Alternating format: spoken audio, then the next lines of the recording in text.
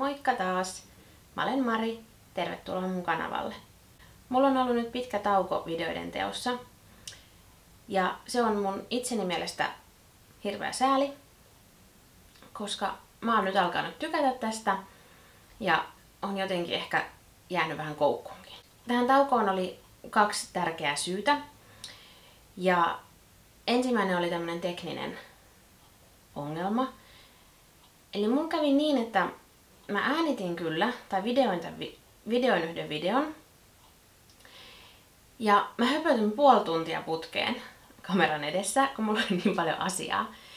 Ja sit kun mä rupesin siirtää sitä mun koneelle, niin mun tietokone sanoi, että se on 0 tavua, se tiedosto. Ja sit mä ajattelin, että siinä on nyt mennyt vaan jotain pieleen siinä, että mä en ole painanut äänitän-nappia tai jotain. Ja sit mä tein uudestaan ja taas mä höpötin puoli tuntia. Ja sit mä rupesin taas siirtämään koneelle, niin se sanoi taas, että 0 tavua. No siinä vaiheessa mä huomasin, että siellä kamerassa ne videot kyllä oli, eli kyllä se oli niin siihen muistikortille mennyt. Mutta jotenkin sitten se ei siirry sinne tietokoneelle. Ja sit mä huomasin, että kun mulla oli joku sellainen pieni harjoituspätkä siinä tehty minuutti, niin se taas sitten siirtyi. Eli jotenkin se ongelma liittyy siihen, että se on liian iso se tiedosto, että olisiko se mun Windows, joka ei niin kuin, halua ottaa niin isoja videoita. Tai mikä siinä sitten voisi olla, mutta siellä kamerassa ne toimii. Ja mä en ehtinyt sitten siinä vaiheessa enää niin kuin, tehdä niin kuin 3. pilalle mennyttä. Tai semmoista, mistä ei tulisi, mikä olisi edelleen se 0 tavua. Ja sitten mulla oli kuitenkin, että hitto, mä oon tähän jo tunnin verran käyttänyt aikaa. Että nyt tämä asia jollain tavalla julkaistaan, niin sitten mä päätin, että nyt mä perustan blogin. Niin mä perustin nyt sitten myös blogin. Ja se on semmoinen kuin vadelmamelba.blogspot.com. Ja siellä on nyt vasta 1 kirjoitus, koska en mä niitäkään ehtinyt tehdä. Siellä on se aiheena miesten huonot nettideittiprofiilit, missä mä urputan siitä, kuinka huonoja profiileja miehillä on. Voisinhan mä tietysti urputtaa myös naisten profiileissa, mutta en mä tiedä niistä mitään. Sitten toinen, mikä mua on nyt hidastanut, on se, että mä oon joutunut olemaan töissä. Mä oon siis joutunut tekemään töitä elantoni eteen. Ja se ikävästi hidastaa videoiden ja blogikirjoitusten tuottamista. Monet mun tutut ihmettelee tai ehkä jotenkin ilmaisee huolensa siitä, että miten mä tuun toimeen. Mä jossain aiemmalla videolla kerronkin, että mä oon siis ollut tanssinopettaja, tai mulla oli tanssikoulu. Ja sit mä lopetin sen ilman, että mä tiesin, mitä tapahtuu seuraavaksi. Tästä on 2,5 kuukautta, kun mulla loppui semmonen niin kuin virallinen toiminta tanssikoulun puitteissa, mutta mulla on edelleen Y-tunnus ja se yritys on olemassa. Se tarkoittaa sitä, että mä en saa mitään työttömyyskorvauksia, että jos mä haluaisin jotain sellaista, mun pitäisi sulkea se mun toiminimi ja odottaa 3 kuukauden karenssi ja sit mä alkaisin saada jotain peruspäivärahaa tai jotain. Niin en mä oo sitä tehnyt, kun ei mulla ole nyt ajatuksena siis varsinaisesti jäädä työttömäksi. Mulla on ajatuksena nyt, että jo kohti jotain tulee, mitä mä haluan tehdä, jotain mielekästä. Mutta mä oon siis joutunut tekemään sitten vähän sellaisia silpputöitä. Tai en mä nyt sanoisi, mä oon tehnyt silpputöitä, sanotaan näin. Niin nyt jos ne, jotka on huolissaan, niin mä nyt tässä kerron, millaisia juttuja mulla on ollut. Eli helmikuun mä oikeastaan vaan lomailin, koska mulla oli sillä tavalla todella ihana tilanne, että mä sain lopetettua sen mun tanssikoulutoiminnan niin, että mä sain niin kuin palkkaa loppuun asti. Kun yritystoiminnan lopettaminen on sillä tavalla hankalaa, että ne isot kiinteät kulut, kuten esimerkiksi salivuokra, niin sehän juoksi ihan viime metreille asti, mutta ei se nyt suoraan myyntiä lisää, kun sä ilmoitat asiakkaille, että tämä toiminta loppuu. Niin mulla meni sitten kuitenkin viime vuosi niin kivasti, että mä sain maksettua kaikki vuokrat ja sitten mulle jäi vielä niinku palkka ihan loppuun asti. Tai palkka nyt on väärä sana, kun mä olen toiminimelläni rahaa.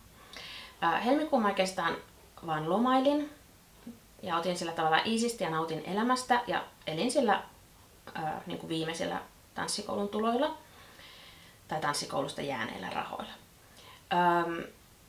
Ja sitten mä vielä siitä pystyin jättämään sellaisen säästöbufferin. Sitten maaliskuussa mä aloin sitten jo tehdä vähän laskutusta. Mulla on tämmöisiä silppujuttuja, eli mä otin vastaan yhden tanssinopetuskeikan ala- ja yläkouluille, yhteen kouluun, jolla oli tämmönen liikkuva koulubudjetti, niin siellä mä vedin sitten viikon verran liikuntatunteja ja ne oli myös osittain espanjan tunteja, jotka tuli se oli sitten tämmöistä kulttuurituntemusta, että mä vähän kerroin kuupalaisesta tanssikulttuurista ja tanssittiin ja sitten vähän jotain pieniä espanjankielisiä sanoja poimittiin lauluista ja sen sellaista. Ja sitten mä oon tehnyt matemaattisten aineiden sijaisuuksia yläkoulussa. Eli seiskoille, kaseille ja yseille opettanut matikkaa, fysiikkaa ja kemiaa. Ja se oli mulle jopa tällaisena ajatuksena, että nyt kun mä lopetan tämän tanssikoulun, niin ehkä musta tuleekin yläasteen matematiikan opettaja. Se on nyt haudattu, se haave. Se on maailman hirvein työ. Mä vihaan sitä. Mä vihaan niitä lapsia sydämeni pohjasta. Ne on 13-14-vuotiaita, 15-vuotiaita teinejä, jotka on ihmisiä ja mä järjellä tiedän, että ne on ihmisiä. Niillä on muitakin puolia kuin se, miten ne käyttäytyy matikan tunnilla. Mutta mä silti vihaan niitä.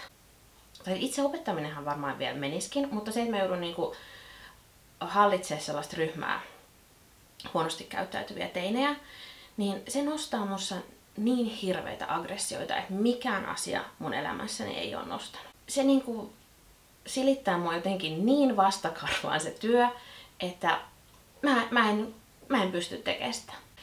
Mutta siis tätä mä oon kuitenkin vähän tehnyt ja se on ollut osa mun elantoa.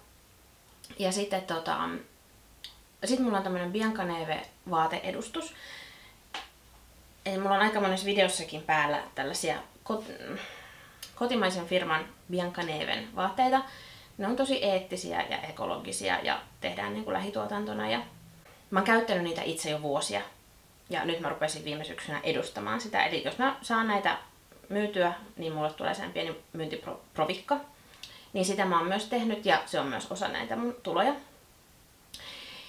Ja tästä päästään nyt siihen, että mä oon ruvennut julkaisemaan joitain Biancaneve-aiheisia juttuja Instagramissa. Kun mulla oli tanssikoulu, mä olin todella tarkka imagon suhteen ja semmoisen kohderyhmäajattelun suhteen ja että mitä mä haluan tarjota ja millaisella näkökulmalla.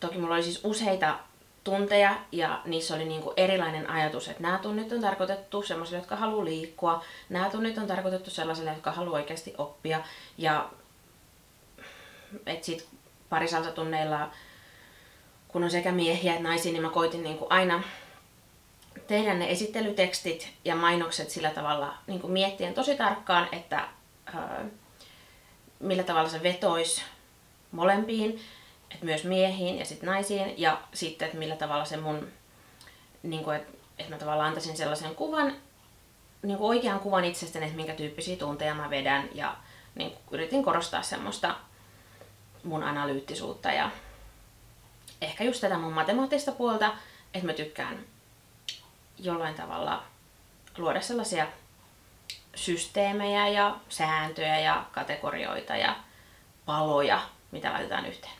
Joka tapauksessa mulla on tosi pitkälle mietittynä näitä ja mä yritin aina pitää semmoisen tosi hyvän linjan mun kaikissa mainosteksteissä ja että jotenkin että se olisi semmoinen aito ja totuudenmukainen, mutta myös hyvin korrekti. Ja no niin, mulla oli joka tapauksessa paljon ajatuksia sen suhteen. Niin nyt kun mä sitten perustin Vadelma-Melban, niin mulla jäi päälle nämä jutut, että mikä mun kohderyhmä ja kelle mä nyt haluan puhua. Mä oon niin kyllästynyt siihen. Mä en jaksa enää miettiä sellaista. Nytkin mä perustin sen Instagram-tilin ja mä mietin, no pitäisikö näitä Biancaneve-juttuja nyt siellä vähän mainostaa. Mutta mites nyt sitten, kun mulla on itse asiassa Vadelma Melballa on aika paljon miesseuraajia, joihin selvästi kolahtaa nyt sitten nämä mun ero- ja parisuhdejutut, niin voiko mä ruveta samassa kanavassa puhumaan niin kuin Biancaneve-vaatteista ja ehkä mun jostain henkilökohtaisesta elämästäkin ja miten mä nyt rajaan ja ketä kiinnostaa ja blaa. Mä en jaksa enää. Et nyt siellä Instagramissa esimerkiksi, sinne tulee nyt ihan kaikkea sekalaista. Nämä videot, nyt tämän tauon aikana mulle kirkastui se, että mä teen tästä ihan tavallisen vlogin. Mä höpötän täällä ihan sitä, mitä mua kiinnostaa höpöttää, ja ne voi katsoa, ketä kiinnostaa. Mun 11-vuotias tytär antoi mulle ihan loistavan vinkin. Hänhän on siis mun suuri niin kuin somekonsulttini. Niin se kertoo, että mä voin tehdä YouTuben soittolistoja. Niin mä laitoin ne erojutut nyt sitten omakseen. Ja sitten mä ajattelin, että jos mun tulee jotain muita teemoja, niin mä voin laittaa nekin omiksi soittolistoikseen. Ja sitten ne niinku pysyy semmosessa tavallaan jossain paketissa ja kasassa, mutta mulla voi olla sitten niitä useita. Ja